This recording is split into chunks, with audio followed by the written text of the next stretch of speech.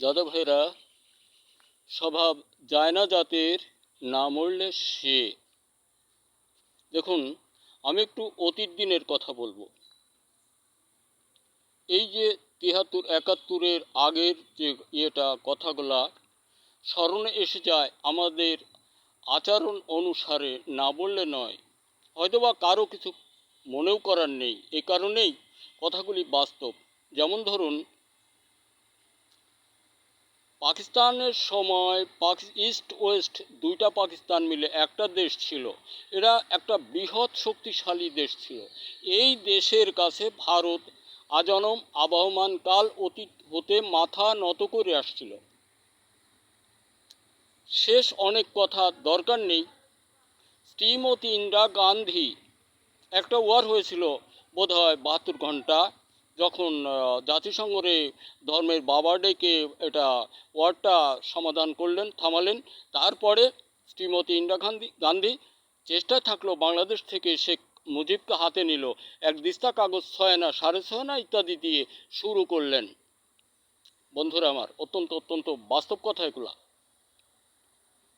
করে এই দেশ ওয়ার হলো। ওয়ারের পর স্বাধীন নামে একটা পতাকা পেল।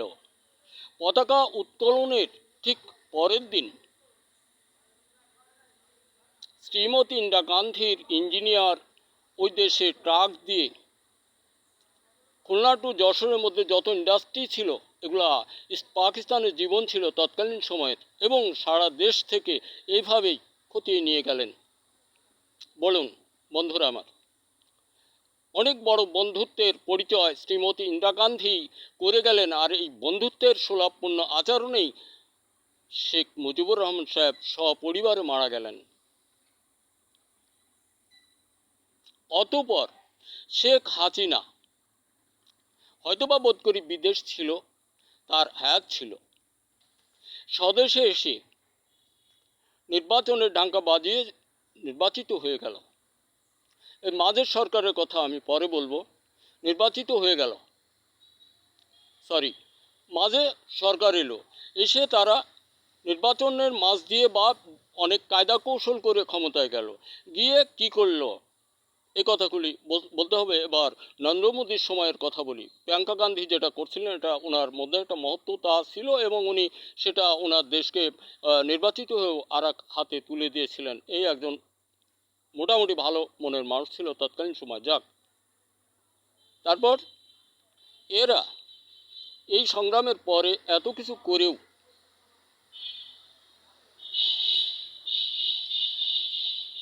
এই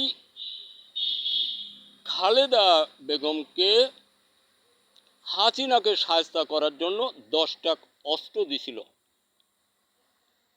মানে আমি মাঝে মধ্যের কথাগুলো বলছি। 10টা অস্ত্র দিছিল। তখন এই যে তারেক রহমান বা খালেদা, ইন্দিরা এইটা গ্রহণ করলেন। আপনারা বলুন, এরা কি রাজনীতিবিদ? কারণ যে ভারত যাদেরকে দিয়ে দেশটা হাতে নিল, তাদেরকে মারার জন্য কি অস্ত্র এনটি আরেকটা দলকে সাহায্য করে? কিন্তু তারা দিছিল কি দিছিল? খতিয়ে দেখার কৌশল আমাদের ছিল না, কারণ আমরা রাজনীতিবিদ, মাইতে গেছি, চার খাচ্ছি, বর্ষি গেলব। বন্ধুরা আমার, অতীব দুঃখের সঙ্গে কথা বলতে হয়। এই গাধারা কখনো ভাবলো না হাসিনা শেখ মুজিবের কন্যা, এই দেশটা তাদের হাতে এই মুজিব তুলে দিয়েছে। তাদের চক্রান্তে পড়ে মুজিব সাহেব হয়তো বুঝছিলেন না। আর আমি তার এন্টি দলের মানুষ, সেই হাসিনাকে মারার জন্য আমাকে কি অস্ত্র দিল না পেপের ডাটা? এটা দ্যাটস নট মিটার। কি বললাম আবার? এরা এটা খতিয়ে দেখে নাই। আমরা মূর্খ মানুষ, এটা খতিয়ে দেখে নাই। না দেখে কি করলেন? অস্ত্র ব্যবহার করলেন এই হাসিনাকে একসময় মারার জন্য। হাসিনা দলীয় লোকগুলোকে মারার জন্য, অন্য দলীয় লোকগুলোকে মারার জন্য এটা ভারত করছিল। আর এরা এটা ব্যবহার করতে উদ্যত ছিল। বন্ধুরা আমার, এখন দেখুন বর্তমান সময় নরেন্দ্র মোদী বাবুর আমলে এসে এই যে বিশ্বময় ব্যথা বিষ বেদনা। ওইখানের আরেকটা কথা, ইন্দিরা গান্ধী যেটুকু কামাই করে রেখে গেছেন ওইখান থেকে পতনের কারণ ভারত শুরুর পথে এসে মোদির হাত পর্যন্ত পৌঁছায় দিলেন। আর মোদি বাবু হাসিনাকে যেমন খুশি তেমন ব্যবহার করলেন। আর হাসিনা মোদিবাবুর কথা উনি যেটা বলে ওইটা দিয়েনি, তালমাতাল হয়ে দেশকে যা না করার সেইটা করছে। আর এই দলীয় লোক সাথে রেখে অতীতের আরেকটা কথা ভুল হলো, ওই খালেদা বেগমকে জিয়াকে যদি পরাজিত করে তার দলের লোকেরাই করছে, বদনামি করলে তার দলের লোকেরাই করছে। যেমন বর্তমান সময় শেখ হাসিনা দেশচ্যুত হয়ে চলে গেছেন, ওনার লোকেরাই তাকে আগায় দিয়ে আসছেন, ওনার লোকেরাই এই দেশ থেকে ভিন দেশে চলে যাওয়ার জন্য সহযোগিতা করেছেন, সেইভাবে লুণ্ঠন করেছেন, সেইভাবে হত্যাযজ্ঞ খুন খারাপ ইত্যাদি অল এভরিথিং করছেন। দেখুন সব মিলে আজকে ভারতের কপালে কত বড় চরম চরম চরম দুর্দিন। ঠিক পাকিস্তানের ওই সময়ে ওদের অবস্থা যা ছিল, অন্ন অভাব, থাল নিয়ে রাস্তায় ঘুরতে হতো। বর্তমান সময় তাদের মিডিয়া তারা বলতেছে অন্ন অভাবে থাল নিয়ে পথে উঠে গেছে, কারণ এটা বদলা। নরেন্দ্র মোদী তার চলা, তার বলা, তার রাজনীতি এটা কোনো নেতার নিয়মে মেলে না। সে একক একটা সংখ্যার মহিলাদের ধর্ষণ সহ সেই সংখ্যা লঘুদের উপর অত্যাচারজনিত উৎপীড়ন চালাচ্ছে, হত্যাযজ্ঞ চালাচ্ছে। এর মৃত্যু মানে এর দুর্ভাগ্য ওই কারণেই হবে, এই নেতাগুলো গাঁজাখোর। এই যে 10টা অস্ত্র দিল, যারা নিল এরা মণিপুরীর গাঁজা খেত, ওরা দিল, ওরা ঠিক ছিল। এই যে এই লোকের সাহায্য সহানুভূতি দিয়ে এই দেশ চ্যুত করলো, দেশ ত্যাগ করালো, এর দলের লোকেরা আমরা সবাই ওইভাবে এক পর্যায়ের গাঁজাখোর। কারণ আমরা রাজনীতিবিদ কেউ না, আমরা আমাদের দেশটাকে সহযোগে ভারতের হাতে তুলে দেওয়ার জন্য উদ্যতমুখী। বর্তমান যারা নির্বাচন চাচ্ছেন কারা, ওই 10টা অস্ত্র আপনাদের হাতে কারে মারার জন্য দিছিল বলুন? হাসিনাকে কি তারা মারার জন্য আপনাদের 10টা অস্ত্র দিছিল? না, এখানেও রাজনীতি ছিল তাদের।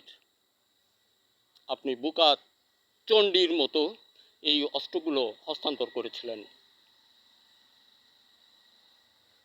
এগুলা ভুল ধারণা। কোনো নির্বাচন হবে না এদেশে, কারণ এদেশে আমরা যারা আছি আমরা বলতে গেলে এক পর্যায়ে মানে কোনো রাজনীতিবিদ নেই, আমরা আছি গাঁজাখোর। আমার মাকে বাবা বেঁচে থাকতে মাকে আরেকজনের সঙ্গে নিকে দেব, আমরা সেই মানুষ। আমাদের দেশটাকে নির্বাচনের নামে ডাঙ্কা বাজায় ওইখানে গিয়ে আরেকজনের দিয়ে দেব, দিতে হবে না। গালের এদিক একটা, কান একটা ধরে এক হাত দিয়ে ধরে আর এক হাত দিয়ে চাটি, ওই কোনা ওই অবস্থা, গোয়া বেচায় মাত্র 2 লাথি। আর অমনি বলবা জয় শ্রীরাম, পতাকাটা দেন, উত্তোলন করে দে বাবু।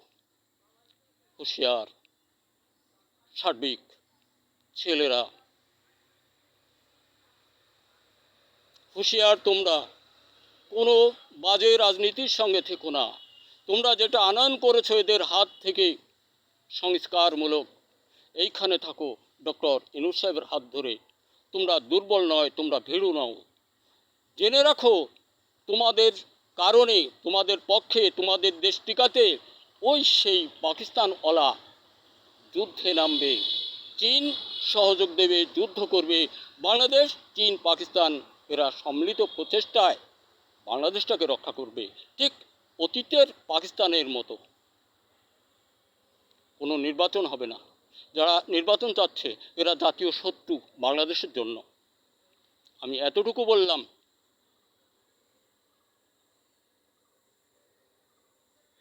দেশের সকল ছেলেরা তোমরা সম্মিলিত প্রচেষ্টা চালাও, সুশিক্ষার মাঝ দিয়ে নিজেকে স্বরচিত লেখার মতো গবেষণায় তৈরি আবিষ্কার দিয়ে সফলতা ভরে বাজারজাত করো এবং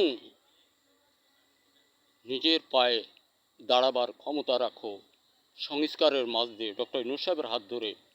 দেখুন, এই দেশটা যদি ডক্টর ইউনূস সাহেব না থাকতেন, বোধ করি আমাদের যে চরম দুর্দিন দুঃসময় আসতো, আমরা কোটি কোটি লোক মারা যেতাম, একে আর এককে মারত, দলমত নির্বিশেষ মার হতো। এগুলো থেকেও রক্ষা পাইছি আমরা জীবনে। কাজেই আমরা চাই দেশ উন্নত শিরে বেঁচে থাকার মতো চিরদিন উন্নত শিরে থাকতে হবে, এমন কৌশলেই ডক্টর ইউনূস সাহেবের হাত ধরে আমাদের জন্য আনয়ন করা একেবারেই সম্ভব। দেশময় কৃষক বন্ধু, আমরা সকলেই ফসল উৎপাদনের জন্য সচেষ্ট হই, সুন্দর ফসল উৎপাদনের জন্য নিজেদেরকে বিলীন করব, তবুও অন্য ভাব দেশে না আসে এদিকে লক্ষ্য রাখবো। ধন্যবাদ। দেখা হতে পারে আরেকটা ভিডিওতে।